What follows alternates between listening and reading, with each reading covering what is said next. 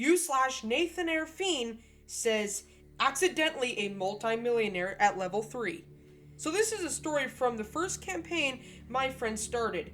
We are all new to D&D, so our DM made quite a few mistakes he didn't understand the consequences to, like giving a Minotaur skeleton a ranged weapon attack against a party of level 1 characters with a great axe.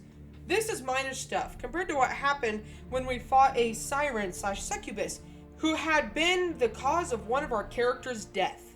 We fought her in her lair, which was basically a sea cave at low tide, with a large red pool in it, along with what looked to be a tunnel going out to sea. After a tough fight where the DM's cleric had almost drowned due to being pulled into the sea by the siren. In reality, all of us wanted to be players and he had stepped up to be DM, so he had a character of his own, which became his true character when another player took over DMing shortly after this session.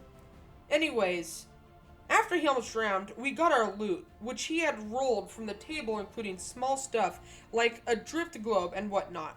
My character, a tiefling sorcerer, had acquired a bag of holding from the previous fight. I went over to inspect the red pool, which was about 15 feet wide in a circle. Rolled a middling perception roll. Again, we were noobs and still trying to figure out all the checks, and found out it was dragon's blood. Now, I had a decent amount of knowledge about dragons due to my father having played 1st edition and relaying stories to me about Dragon Magazine back in the 80s. So I knew that it was magical and could either be used for magic or at least for trade. So I put my bag of holding in the pool of blood to the shock and disbelief of the DM. He realized he might have effed up and said the pool wasn't entirely dragon's blood. It was only 5 feet deep and was basically floating on top of the seawater like oil. Okay, no problem. So I took a 15-foot diameter by 5 feet pool of dragon's blood and went to the Mages College where we were working to get it put into proper containers and got it sealed, as the blood had basically been a big blob in my bag.